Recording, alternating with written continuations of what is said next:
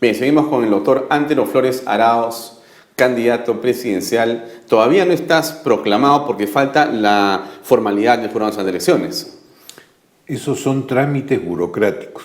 Ya, pero ya eres el hombre de orden. Sin ninguna duda. Ahora bien, te pregunto. Por un lado lo has formado, has sacado la inscripción, estás viajando por todas partes, no hay nadie que te haya dicho, por lo menos hasta ahora, oye, yo también voy a competir, ¿no? Ya, ahora bien, viene la siguiente pregunta. Para ir a lo concreto, ¿no es cierto? Imaginemos que logras conseguir los fondos, tu candidatura pega finalmente, entras a la segunda vuelta y ganas la elección presidencial. Entonces tenemos a Antero Flores Arauz, presidente del Perú, 28 de julio de 2016, en pocos meses. La pregunta primera es, como te han dejado la papa caliente del decreto objetivo 192, tienes a la gente de Loreto esperando al presidente Flores Arauz.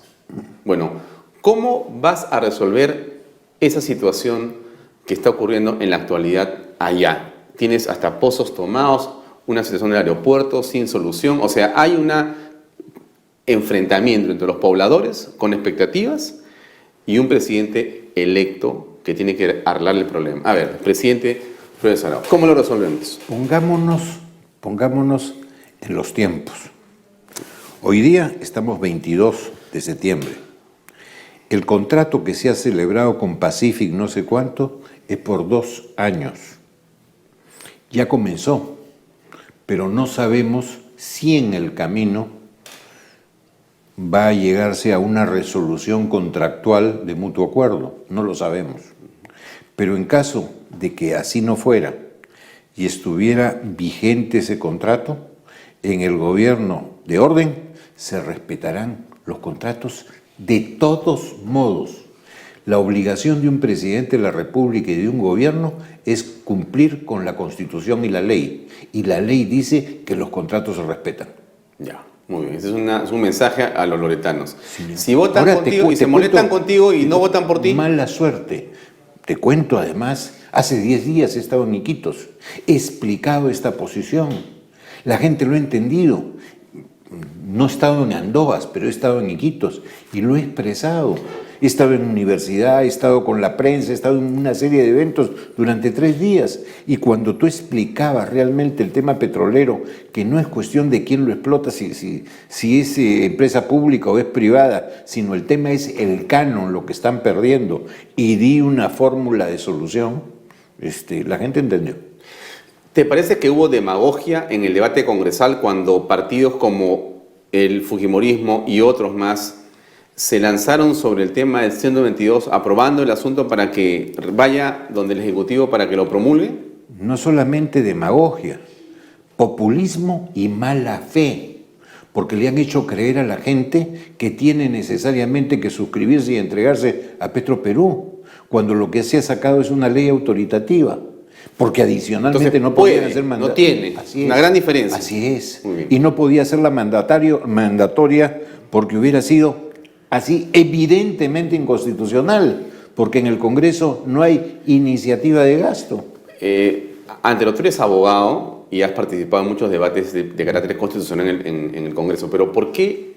Quiero que por favor le expliques a los televidentes de Redes de Poder, ¿por qué es tan importante esto de la constitucionalidad? ¿Por qué no podemos pasar encima finalmente un poquito sobre eso? Nos vemos más acá. ¿Por qué tiene que ser tan estricto el tema? ¿Por qué no hacerlo más light?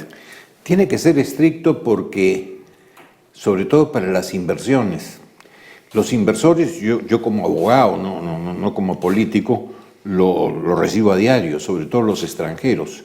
Te preguntan varias cosas: predictibilidad tributaria, si se cumplen o no las leyes en el país, si tienen estabilidad, si un contrato con el Estado te da garantías y si tienes un poder judicial autónomo e independiente. Son normalmente las preguntas que se hacen los abogados de las empresas inversoras extranjeras. Cuando tú sientes que uno de esas personas te pregunta y tú le dices que sí o que no, te miran con mala cara y dicen mejor nos vamos. Sin ninguna duda. Entonces, tú no puedes además mentir. Entonces es muy importante que las normas legales se cumplan y sobre todo las constitucionales. Y una de ellas, si mal no recuerdo, el artículo no sé si 60 o 62, te dice que por ley no se pueden romper contratos. El 60 y el 62, claro, están ahí vinculadas, así es. Así es, es clarísimo. En consecuencia, tú tienes que respetar el orden jurídico para que puedas promover inversiones. Y la promoción de inversiones y su ejecución, ¿a qué te llevan? A que haya más puestos de trabajo. Y los puestos de trabajo, a su vez, ¿a qué te llevan? A que haya bienestar y elevación de niveles de vida. Esto es una cadena, Alfonso.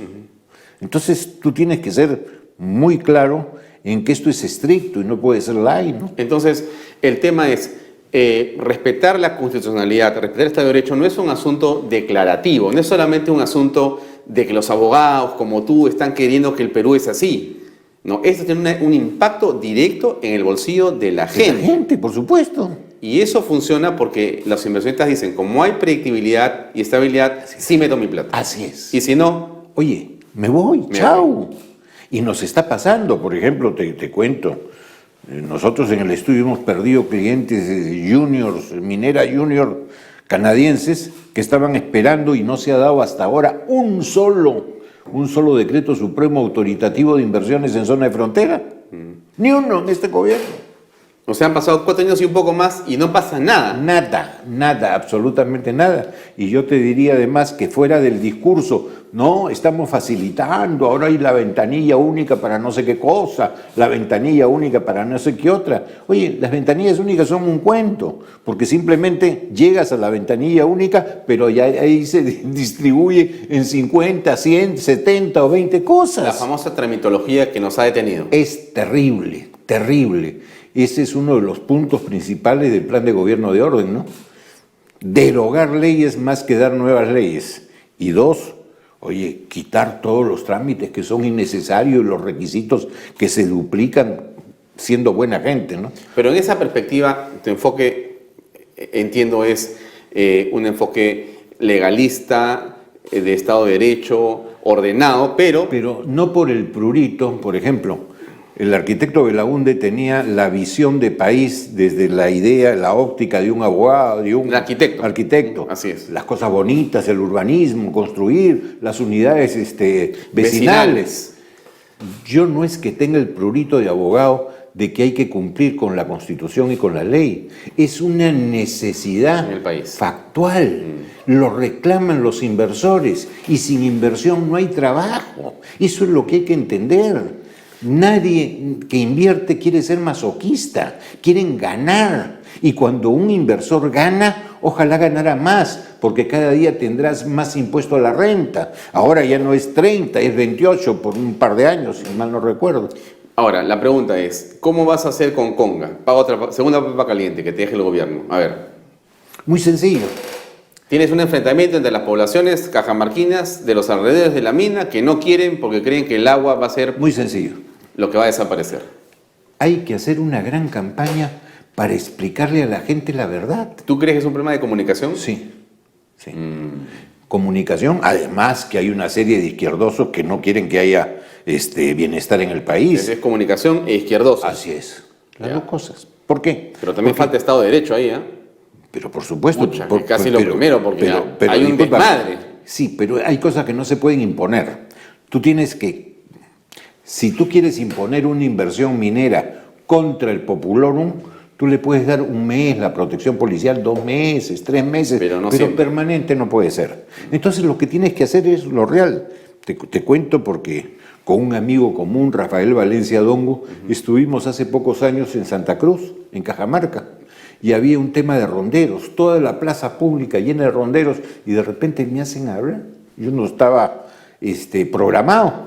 Y les expliqué lo de la minería y aplaudieron a rabiar cuando les dije, oigan, Dios para los creyentes y la naturaleza para los que no, nos ha dado un país con una cordillera de 3 ramales, lleno de mineral metálico y no metálico. Y hay algunos asusadores de la gente que te dicen, esto que puede ser riqueza para todo el Perú, no hay que explorarlo, ni explotarlo.